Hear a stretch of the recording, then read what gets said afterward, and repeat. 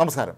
മന്ത്രി വീണ ജോർജിനെ കണ്ണൂർ റെയിൽവേ സ്റ്റേഷനിൽ വെച്ച് KSU പ്രവർത്തകർ വധിക്കാൻ ശ്രമിച്ചു അല്ലെങ്കിൽ ആക്രമിക്കാൻ ശ്രമിച്ചു എന്ന സംഭവം നടന്നിട്ട് ആഴ്ചകൾ പിന്നിട്ടിരിക്കുന്നു.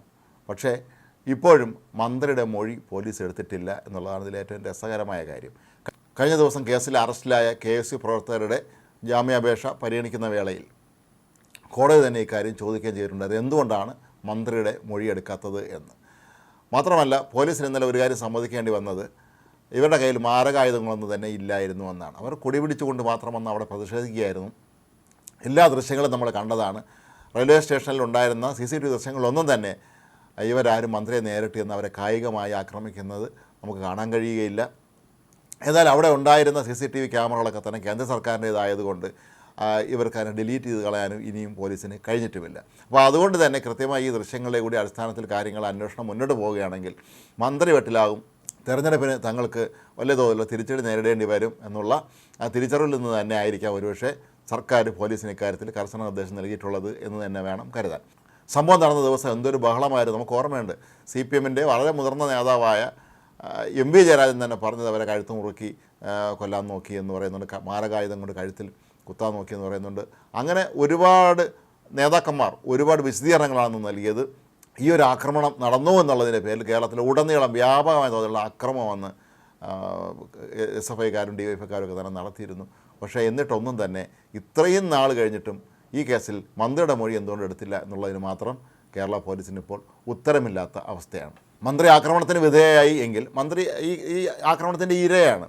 ആ ഇരയുടെ മൊഴി രേഖപ്പെടുത്തുക എന്നുള്ളത് ഏതൊരു കേസ് അന്വേഷണം സംബന്ധിച്ച് ഏറ്റവും അടിസ്ഥാനപരമായി പോലീസ് ചെയ്യേണ്ട കാര്യങ്ങളിലൊന്നാണ്. പക്ഷേ എന്തുകൊണ്ട് ചെയ്യുന്നില്ല എന്ന് ചോദിച്ചാൽ മന്ത്രിക്ക് ഇവരോട് പറയാൻ കഴിയുമോ തന്നെ ആയുധങ്ങൾ കൊണ്ട് മാരായുധങ്ങളുമായി അവർ ആക്രമിക്കാൻ എത്തിയെന്ന്? കാരണം അതിന് തെളിവില്ലാതെ പറഞ്ഞാൽ മന്ത്രി വെട്ടിലാകുമെന്നുള്ളതും പോലീസിന് നന്നായിട്ട് അറിയാം. കാരണം ഇത് സംബന്ധിച്ച ദൃശ്യങ്ങളൊന്നും തന്നെ ഈ മന്ത്രി ആക്രമിക്കുന്നത് കാണുന്നില്ല. ഏതാണ്ട് 10-30 വരുന്ന പോലീസുകാരാണ് മന്ത്രി ചുറ്റി നിൽക്കുന്നത്. 3-4 KSUക്കാർ കുറേ ദൂരെ നിന്ന് പ്രതിഷേധിക്കുകയും മന്ത്രി അവർക്ക് നേരെ തിരിഞ്ഞ് നിന്ന് വെല്ലുവിളിക്കുകയും ചെയ്യുന്ന ദൃശ്യങ്ങളാണ് നമ്മളെല്ലാവരും തന്നെ കാണുന്നത്. പിന്നീട് എങ്ങനെയാണ് മന്ത്രിയുടെ കഴുത്തിൽ പെട്ടെന്ന് പരിക്കേറ്റതെന്നും ഈ ഉളുക്കുണ്ടായതെന്നും മന്ത്രി ആശുപത്രി പ്രവേശിപ്പിച്ചതെന്നും ICUവിൽ നിന്നും മന്ത്രി എങ്ങനെയാണ് രാത്രി ഇറങ്ങി അതുവഴി വീട്ടിലേക്ക് പോയതെന്നും ഒക്കെയുള്ള വളരെ വിചിത്രമായ സംഭവങ്ങൾ ഇപ്പോഴും ഉത്തരം കിട്ടാത്ത ചോദ്യങ്ങളായി നിലനിൽക്കുന്ന ഒരു സമയത്ത് കേരള പോലീസ് ചെയ്യുന്ന ഇത്തരം കാര്യങ്ങളൊക്കെ തന്നെ സർക്കാരിനെക്കുറിച്ച് ജനങ്ങൾക്കിടയിലും പൊതുസമൂഹത്തിലൊക്കെ തന്നെ അപമതിപ്പുണ്ടാക്കാനും സഹായിക്കുകയുള്ളൂ എന്നാണ് പലരും കരുതുന്നത്. പക്ഷേ കേരള പോലീസിനെ സംബന്ധിച്ചിടത്തോളം മുകളിൽ നിന്നുള്ള ഉത്തരവനുസരിച്ച് മാത്രമേ അവർക്ക് പ്രവർത്തിക്കാൻ കഴിയുകയുള്ളൂ. ഒരുപക്ഷെ മുഖ്യമന്ത്രിയുടെ ഓഫീസിൽ നിന്ന് ഇത് സംബന്ധിച്ച് മൊഴി എടുക്കേണ്ട എന്നാണ് ആവശ്യപ്പെട്ടത് എങ്കിൽ മൊഴിയെടുക്കാൻ അവർക്ക് ബുദ്ധിമുട്ടായിരിക്കും. പക്ഷേ കോടതി ഇതിൽ ഇടപെട്ടിട്ടുണ്ട് എന്നുള്ള കാര്യം വളരെ പ്രധാനമാണ്. കേരളത്തിൽ കോടതി കൂടി ഇല്ലായിരുന്നു എങ്കിൽ സാധാരണക്കാരായ മനുഷ്യരുടെ കാര്യം എന്താകുമായിരുന്നു നമ്മൾ പലപ്പോഴും ചിന്തിക്കേണ്ടി വരും. കാരണം ജീവനില്ലാത്ത മൈക്ക് സെറ്റിൻ്റെ പേരിൽ പോലും കേസെടുത്ത പോലീസാണ് കേരളത്തിലുള്ളത്.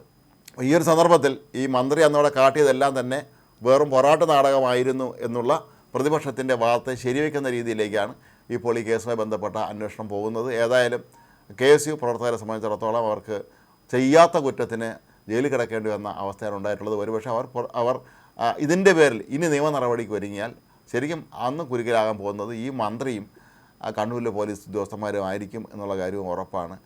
പക്ഷേ കേരളത്തിൽ പിണറായി അധികാരത്തിലെത്തിയതിന് ശേഷം പോലീസിന് എന്തും ചെയ്യാം എന്നുള്ള ഒരു അധികാരം കൊടുത്തിട്ടുള്ള സ്ഥിതിക്ക് ഇതൊക്കെ ഒരു നിസ്സാര കാര്യമായിട്ട് വേണം കരുതാനെന്നാണ് പൊതുവെ ഇപ്പോൾ സമൂഹ മാധ്യമങ്ങളെ തന്നെ പലരും ചൂണ്ടിക്കാട്ടുന്നത്. പക്ഷേ കോടതിക്ക് മുന്നിലെങ്കിലും പോലീസിന് ഇക്കാര്യത്തിൽ ഉത്തരം നൽകേണ്ടി വരും എന്നുള്ള കാര്യം ഉറപ്പാണ്. മന്ത്രിയെ കൊല്ലാൻ ശ്രമിച്ചെങ്കിൽ അതിൻ്റെ ആയുധം എവിടെ എന്നുള്ള ചോദ്യം വരുന്നു. ഒരു തുണി കൊണ്ട് പോലും മന്ത്രിയുടെ കഴുത്തിൽ മുറക്കാൻ ശ്രമിച്ചു എന്നൊക്കെ അന്ന് പലരും ചൂണ്ടിക്കാട്ടിയപ്പോൾ അങ്ങനെ ഒന്നും തന്നെ സംഭവിച്ചിട്ടില്ല എന്ന് തന്നെയാണ് ഈ ദൃശ്യങ്ങൾ പറയുന്നത്. ഏതായാലും CCTV പോലെയുള്ള സംവിധാനങ്ങളൊക്കെ നിലവിലുള്ള ഒരു കാലത്ത് പണ്ട് പലപ്പോഴും CPM നേതാക്കന്മാർ ചെയ്യുന്നത് പോലെയുള്ള ഈ ഉടായ്പ തട്ടിപ്പ് പരിപാടികൾ നടത്തിയാൽ അതൊന്നും തന്നെ വിലപ്പോവുകയില്ല എന്നുള്ള കാര്യം പോലും ഇവർ മനസ്സിലാക്കുന്നില്ല.